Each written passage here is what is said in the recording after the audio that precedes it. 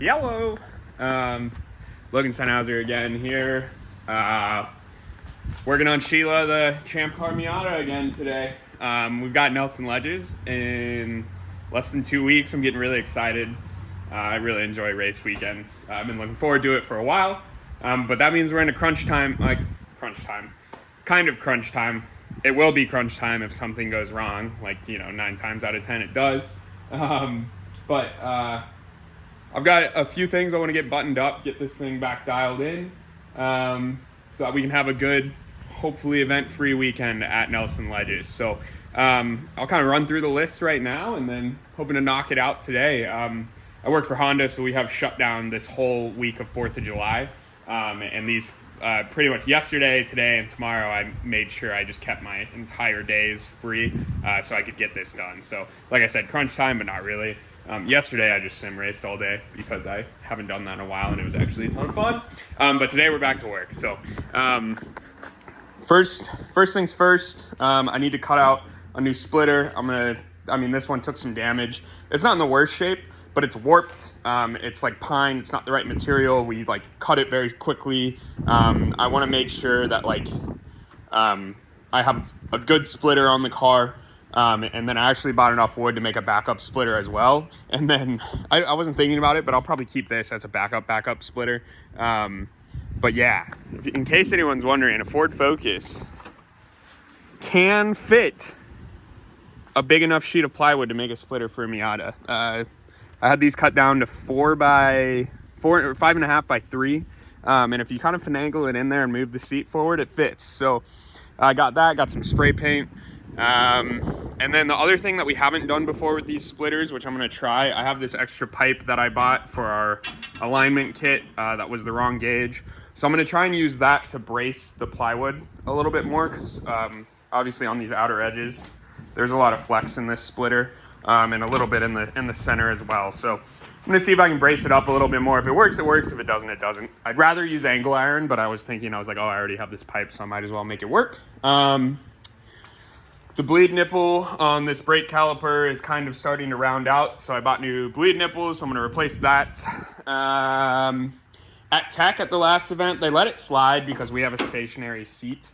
But technically, I'm not sure if it's in the rules or if it's just general rule of thumb or what, but the eyelets that your seat belts, I don't know how to explain it, but where it's hard to show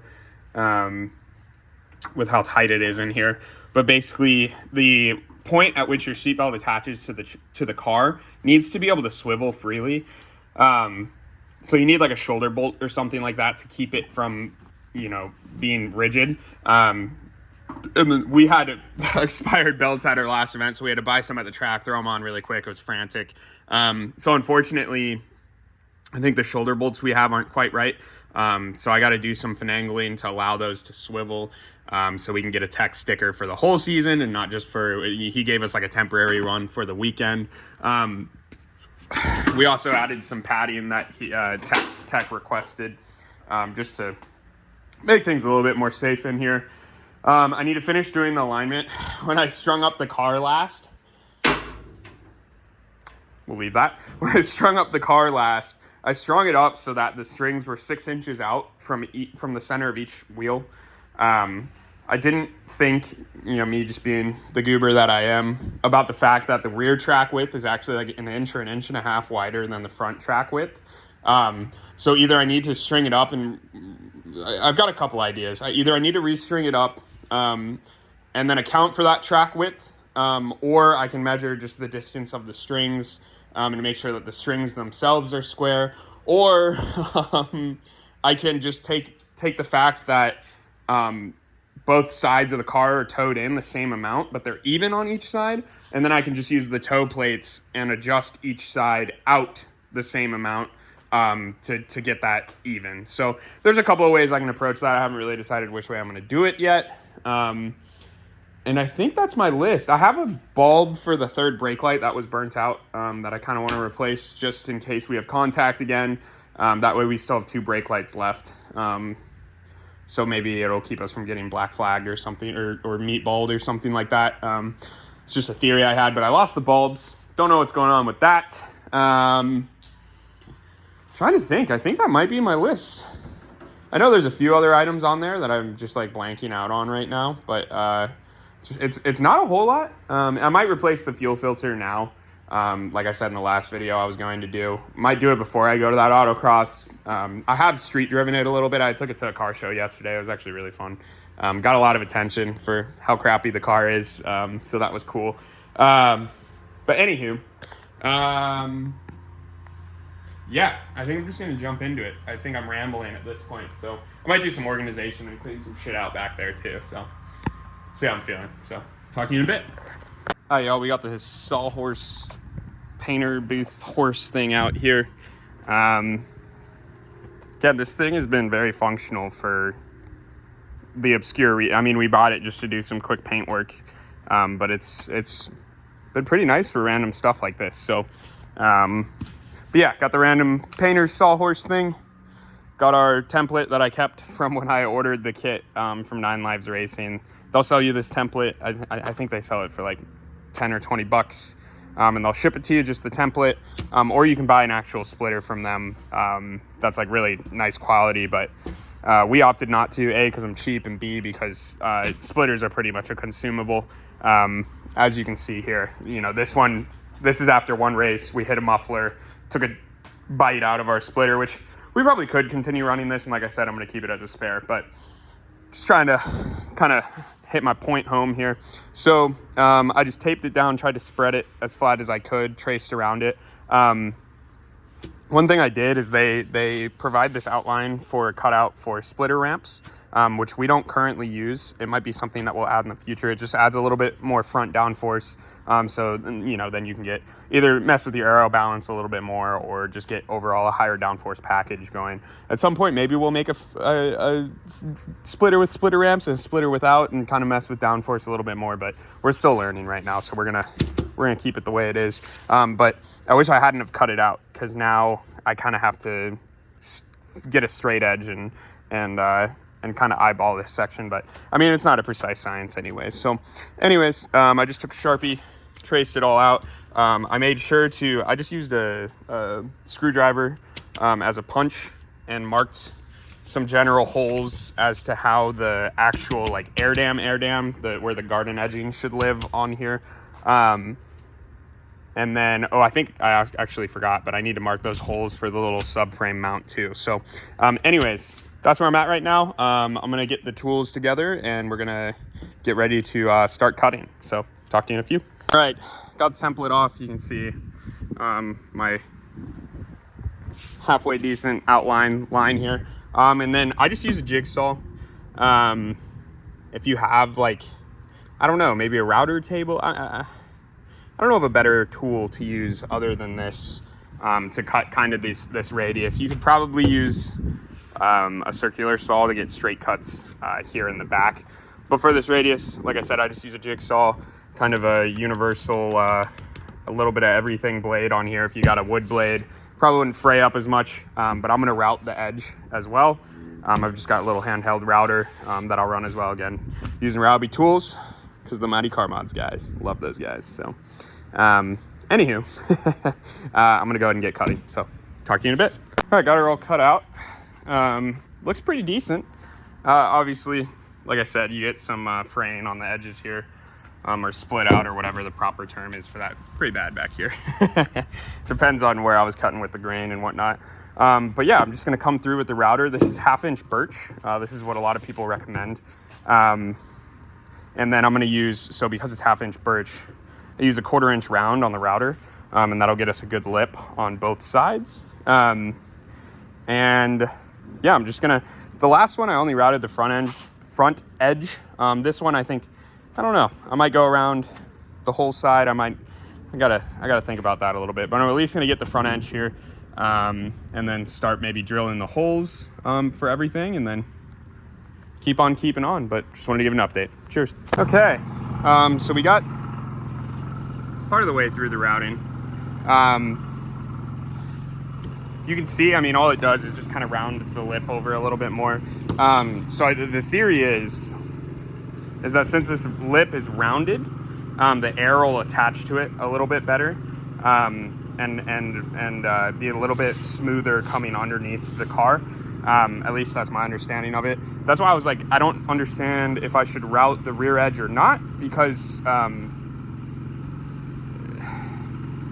I don't know if it's beneficial to like have a smooth, like have the air like slowly detach like that. Like it might be better to have a sharper edge on the rear of this, just to get the air off of the car. I don't know. I'm not huge into aerodynamics. I'm just gonna route the whole edge because it helps to clean it up. I mean, you can see all this split out or tear out that's happening here, and then when I went over it, this is where the router died, but when I went over it with the router, it helped a lot. So I'm just gonna route the whole thing because I can, but battery's currently charging, so I might switch over into maybe drilling the holes here, just so I can keep making progress while that battery charges for a little bit. I really need to get a second battery, but I'm cheap, so anywho, that's the update. Okay, got the old old splitter, the temporary one, disassembled. Yeah, I just took all the hardware off of it. We used the broken splitter as a template to make this splitter, so it's a little wonky. I'm trying to figure out where I want to put this air dam, the garden edging air dam that I have. I'm trying to figure out a good way to get that lined up. So I'm kind of just, I punched some holes along where they have it marked on the template. You see one there too. And I think I'm just going to kind of bow it to where it hits that shape and then just mark the holes and drill them. Again, it's not a precise science, at least with our team, it's not. So, yeah, I think that's just how I'm going to approach this. Again, still waiting on the battery to charge, so trying to kill some time here. So talk to you in a bit. Okie dokie. New update here. Got all the corners routed. Garden edging mounted. Got the uprights mounted and this back piece mounted. So everything's good. We're getting ready to give it a test fit. I've never quite figured out how to properly mount this back piece. I just kind of tuck it to where it kind of grabs the subframe a little bit, but I'm not sure if I'm using it quite right. So we'll see if I can actually get that set up right this time. However, with the last splitter, I never got it set up right, and we just ran it without it, and it worked fine. But I'd like to use it since we have it, and see if I can get it working a little bit better. So that's the current status. I need to bend these uprights straight.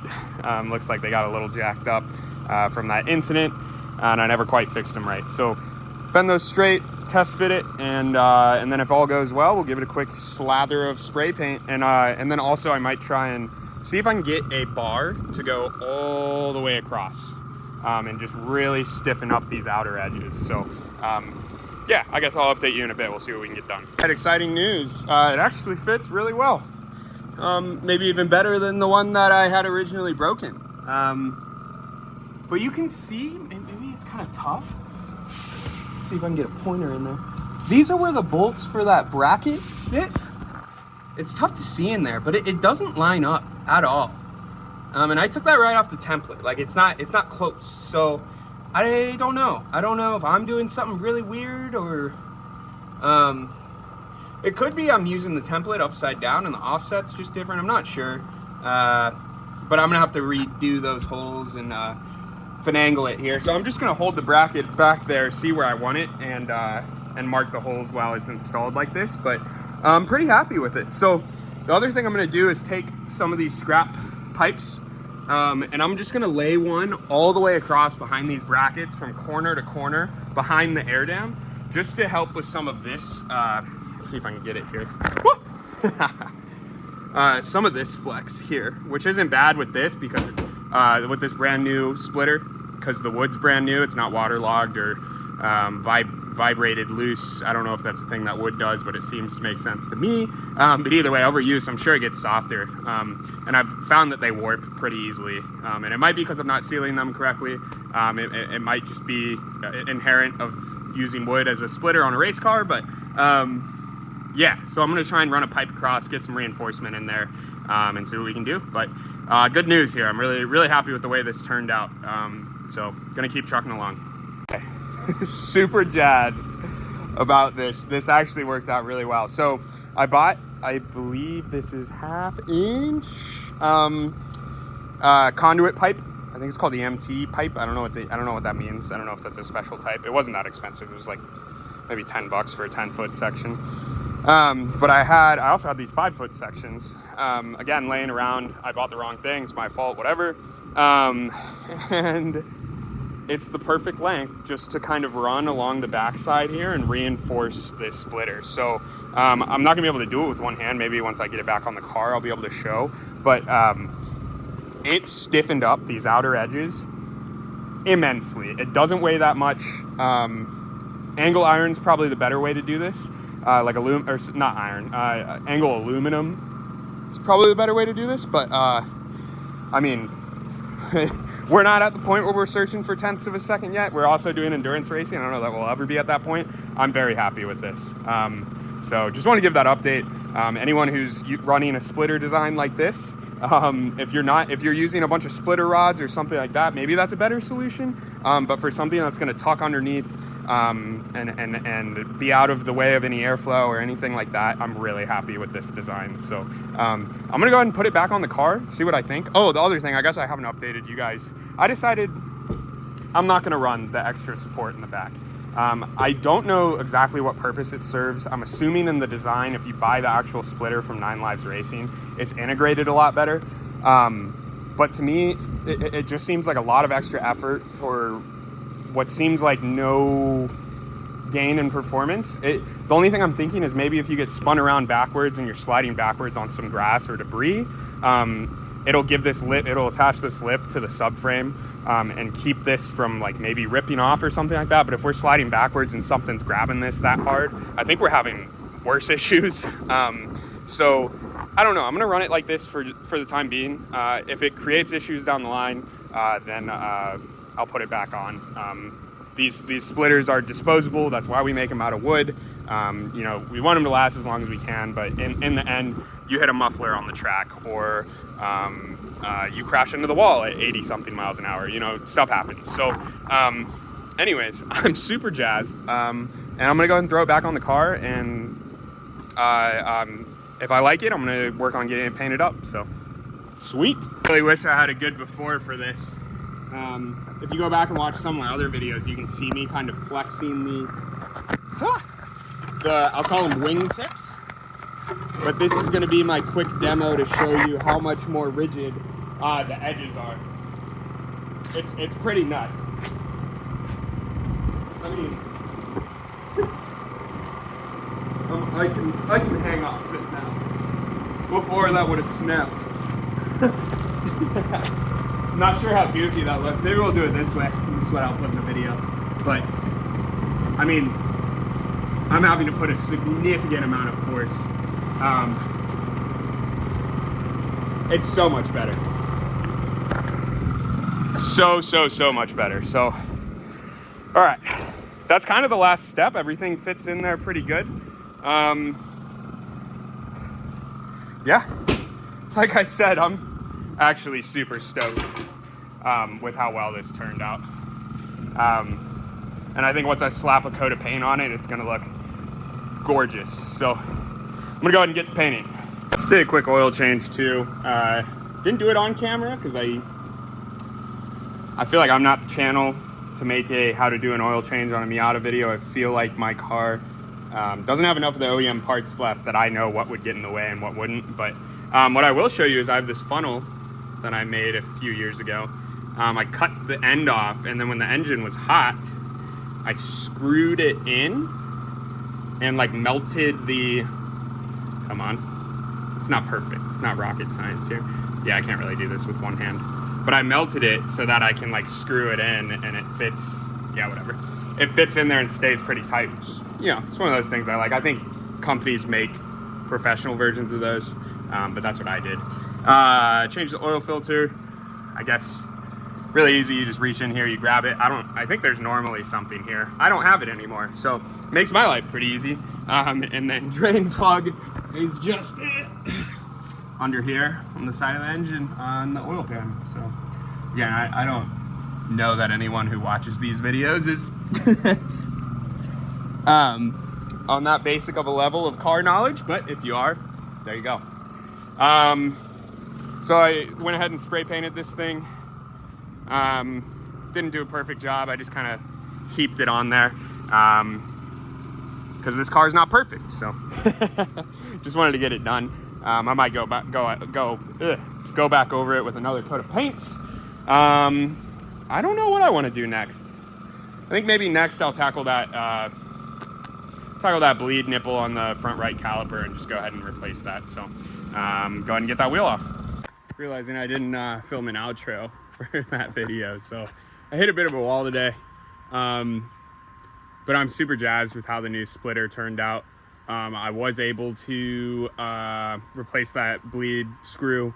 It gave me a hard time for a second. I thought I was gonna have to buy a new caliper, take the caliper off, or do something crazy. But eventually it came out. And I think that's where I called it a day. Just kind of packed everything up. Tomorrow I need to do the alignment. I need to get the alignment finished. And then fix the seatbelt concerns. But once I'm done with that, we're ready to rip. So yeah, productive day. But I'm gonna go ahead and end the video here. Maybe I'll film tomorrow, maybe I won't. As always, if you have any questions, let me know. Yeah, like, comment, subscribe, all the things. Or if you didn't like it, maybe also let me know, or dislike, I don't know. Always looking for feedback. So anyways, thanks for stopping by, and I'll see you on the next one. Bye.